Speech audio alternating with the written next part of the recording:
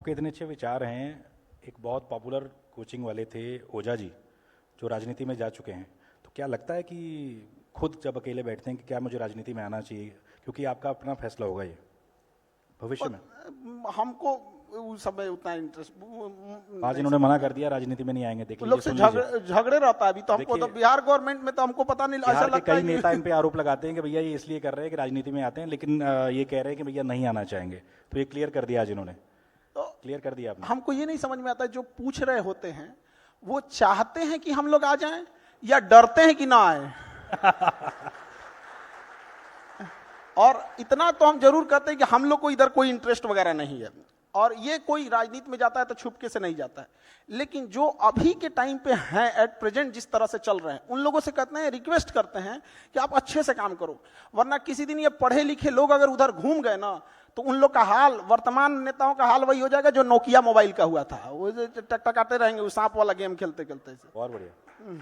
तो एक फिल्म आई है छावा, पता नहीं आपने देखी है कि नहीं? फिल्म मिलने में हमको इतना इंटरेस्ट नहीं है, क्योंकि टीचर है, नहीं देखी है।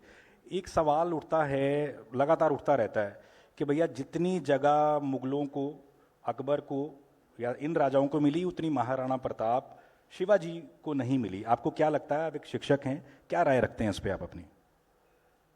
ना, हम लोग तो पढ़ाते हैं और हम लोग प्रॉपर रिस्पेक्ट दे के पढ़ाते हैं, ऐसा नहीं है कि नहीं पढ़ाते हैं। प्रॉब्लम थोड़ा सा क्या आता है कि एक रिस्पेक्ट का और जो सिलेबस का बड़ा हिस्सा होना चाहिए वो तो उनको मिलना चाहिए, इस बात पे हम कहते हैं।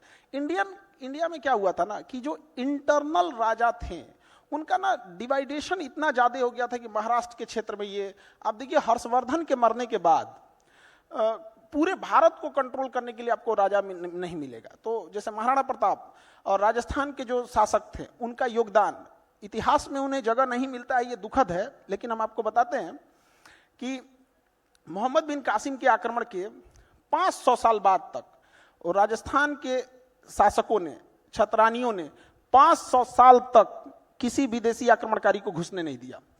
और जब उनका किला गिरा, राजस्थान के शासकों का किला गिरा, अगले 100 साल में पूरे भारत पे कब्जा हो गया। इतने बहादुर थे वो लोग, तो उनको रिस्पेक्ट तो मिलना चाहिए। तो हम लोग कई बार ना चीजों को कम बहुत बड़ी बात बोली आपने, बहुत उनकी आज जो वो लोग भले भगवान नहीं है, ये बात हम मानते हैं कि वो लोग भले भगवान नहीं है, लेकिन उनके कुर्बानी का नतीजा है जो भगवान बचे हुए हैं लोग। आप जैसे कोटा की भी बात कर रहे थे, बच्चे तैयारी करते हैं पेपर की, खूब मन लगा के तैयारी करते हैं, पेपर देते हैं, पास भी कर लेते हैं, फिर खबर आती है जी पेपर लीक हो गया या भर्ती रद्द हो गई। चूंकि आप अभी प्रोटेस्ट भी कर रहे हैं, तो आपको क्या लगता है कि ऐसे बच्चों के साथ कैसे इंसाफ हो सकता है? कई साल उनके खराब हो जाते हैं। क्या लगता है एज ए शिक्षक खान सर को? ये ना सबसे खराब चीज है एजुकेशन में, एजुकेशन सिस्टम का इसको कह दीजिए तो कैंसर है। पेपर का ये जो लीक होना, भर्ती रद्द होना, मतलब आप एक स्टूडेंट की मनोभाव तो हम लोग का अंदाजा आप ऐसे लगाइए कि हम लोग फ्रस्ट्रेट हो जाते हैं कि क्या मन से पढ़ाएं, हम लोग खुशी मनाएं कि पेपर लीक हो गया। जैसे अभी एग्जाम में बीपीएससी में हुआ था, और अभी तो हम लोग सोच रहे हैं कि आज बताएंगे कि देखो बच्चों ये पढ़ाए थे, पेज नंबर इतना पे ये आया ये आया या, तब तक शाम में खबर आ रही है कि पेपर लीक हो गया। अब हम लोग को ये समझ में नहीं आए कि पेपर हम लोग पढ़ाएं, इसकी तारीफ करें कि जिन्होंने पेपर लीक कराया उसको बैठ के गरियाएं। तो हम लोग अब उसको प्रोटेस्ट कर रहे हैं लोग। हमारे पटना में एक जगह है गर्दनी बाग, वहाँ टेंट डाल दिया गया है और वहीं पे नियम है कि यहीं बैठ के गरियाना है आप लोग को। तो वहीं बैठ के हम लोग 2 महीना से 3 महीना से उसको कोस रहे हैं लोग कि भाई तो पेपर लीक काहे करा दिया वहाँ पे। अभी तक कोई नहीं सुन रहा है, मामला सब जुडिस है। नीट में देखिए, एनटीए नीट में इतनी गड़बड़ी चीज है कि बाहर में आप एमबीबीएस कीजिएगा तो 2 करोड़ 1.5 करोड़, कहीं कहीं 3-3 करोड़, और सरकारी में कीजिएगा तो फ्री। इतना ज्यादा डिफरेंस क्यों हो जाता है? तो अब 2 करोड़ लगा के कोई डॉक्टर बनेगा तो उसको दिख रहा है कि सामने वाला मरीज को डेंगू है, लेकिन कहेगा कि 2 करोड़ रुपया लगाएं, रुक तो बताते हैं 500 का जांच करके लाओ, तो उसको दिख रहा है कि डेंगू है, लेकिन वो जांच कराएगा 500 का। तो ये चीजें क्या है ना कि एक जगह से जब गड़बड़ होती है तो हर जगह गड़बड़ हो जाती है। तो इसके लिए ना ये जांच और से कुछ नहीं होता है।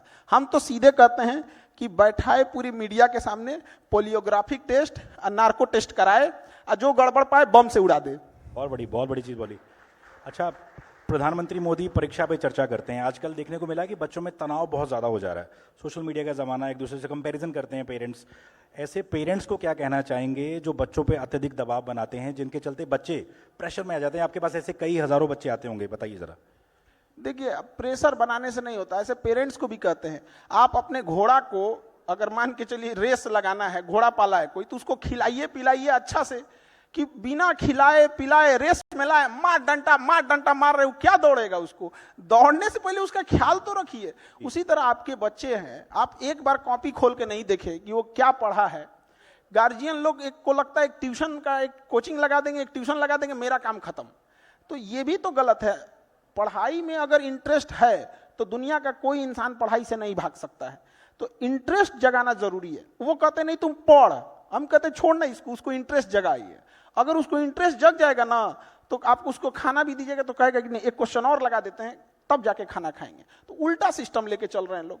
तो गार्जियन को भी समझना पड़ेगा। आप एक बच्चे का तकलीफ समझिए, वो बड़ा संकोच करता है, उसके ऊपर बहुत टेंशन रहता है। वो जिस एज ग्रुप में है, उस एज ग्रुप में उसको बहुत प्रॉब्लम होता है। वो ना कभी कभी टेक्निकल चीजें नहीं समझ पाता है, एज है उसमें घूमने फिरने में लग जाता है। तो थोड़ा उसको नर्चर करने की जरूरत है।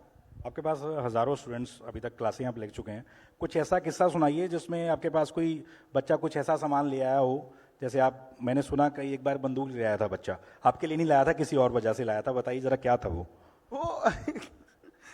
आई कार्ड चेक होता है क्लास में, तो क्योंकि ना विदाउट आई कार्ड वाले को हम लोग अलाउ कर देंगे तो फिर तो बदमाशी करके भाग जाएगा तो पता ही नहीं चलेगा। तो ऐसे चेक हो रहा था आई कार्ड, तो उसके पास था नहीं। तो कहा कि भाई, जो चेक कर रहा था उसका, भाई मेरे पास आई कार्ड है, लाए नहीं, आज हमको बहुत जरूरी काम है। तो कहा क्या काम है? तो उलझ गया उससे। तो उसको ना यहाँ पे शर्ट उठा तो तमंचा रखा हुआ था तो कह रहा है कि तमंचा लेके रखा। तो डर गया बेचारा कि भाई हम इसका आई कार्ड क्या चेक करेंगे, तो तमंचा लेके घूम रहा है। तो आपस में बात किए सब, तो कह रहा है कि देखो अभी छोड़ा, एक तो 11-12 बजे झगड़ा होने वाला है, तो सोचे कि उसे पहले क्लास कर लेते हैं, सुबह वाला क्लास कर लेंगे बाद में। सोचिए, झगड़ा करने से भी पहले उसको चिंता था कि क्लास कर लेना है। तो इस टाइप के भी कुछ कुछ आ जाते हैं। तो ऐसे स्टूडेंट्स को भी आप कैसे मैनेज करते हैं? मतलब जो ऐसे दिमाग वाले लोग हैं, कैसे पढ़ाते हैं जीएस उनको? वो तो बैठ के पढ़ाई कर रहा है, उससे हमको मतलब नहीं रहता। वो तो पढ़ाई में एकदम उन लोग को ऐसा नहीं रहता है। लेकिन कुछ कुछ ये तो माँ बाप का परवरिश का चीज होता है कि आखिर अगर ऐसे बच्चे हैं तो अल्टीमेटली उन्हीं का लॉस होता है। हम लोग कितना भी पढ़ा दें, लेकिन ये जो गलत रास्ते पे एक बार चला जाता है वो लौट के नहीं आ पाता है फिर। अच्छा, चूंकि हमारा थीम है एजुकेटिंग इंडिया 2030, तो आपको क्या लगता है किताबों में भी बदलाव होना चाहिए? वही पुरानी किताबें पढ़ रहे हैं बच्चे एनसीईआरटी की, बदलाव हो रहे हैं लेकिन उतने लेवल तक नहीं हो रहे। आपको लगता है कि अब वक्त आ गया कि भैया बदलाव होना चाहिए, तभी बच्चे कुछ प्रैक्टिकल, क्योंकि जो हम स्कूलों में पढ़ते हैं आपको भी पता, वो प्रैक्टिकल में काम नहीं आता बच्चों के, जो भी किसी भी जॉब में हो। क्या लगता है खान सर को? देखिए, एनसीईआरटी बुक बहुत रेलेवेंट है, उसको अपडेट हमेशा आते रहता है, कुछ कुछ अपडेट। ये किताबें चेंज करना ना, ये कमाने का एक फैशन हो गया है। किताबें बनती हैं पेड़ पौधों से काट के बनेगी। एक और हम भाषण देंगे कि ग्रीनरी बढ़ाओ, ग्रीनरी बढ़ाओ, और जितने ये प्राइवेट स्कूल वाले हर साल किताब चेंज कर देंगे कि हमारी कमाई बढ़ जाएगी यहाँ पे। ये क्या मतलब बनता है? आप एक ऐसी किताब रखिए जो लॉन्ग टाइम पे चले। मेडिकल की कौन सी किताब इतनी चेंज हो रही है? हाँ, रिसर्च होता है, वो ऐड हो जाता है, जो भी रिसर्च। ये 7-8 के बच्चों में कौन सा रिसर्च हो रहा है? अरे उनको वही चीज है जो फॉर्मूला है यहाँ पे, कौन सा बड़ा चीज है? मिडिल क्लास इंसान मर जाता है उसका किताब खरीदते खरीदते। एक आदमी थे हमारे यहाँ पटना में, तो उनको मतलब हमारे पास आए कि सर कुछ पैसे चाहिए हेल्प। हम क्या हुआ? तो कहे कि मेरी बेटी, उनको पढ़ा रहे थे बेटी को, तो कहे कि उसको ना री एडमिशन लेना है। हम कहे फेल हो गई क्या? तो कहे नहीं, पास हो गई ना तो प्रमोशन का भी पैसा लगता है। मतलब उसको पैसा इसलिए लग रहा है कि पास हो गई तो फेल हो जाना चाहिए उसको। ये क्या सिस्टम बना के रखे हैं? मतलब बच्चा पास हो गया तो फिर उसको, मतलब उसको ना, वो स्टूडेंट नहीं है, उसको हर कदम पे नोच लो इसको। यहाँ उसको बेहतर किताब रखिए, सिस्टमेटिक।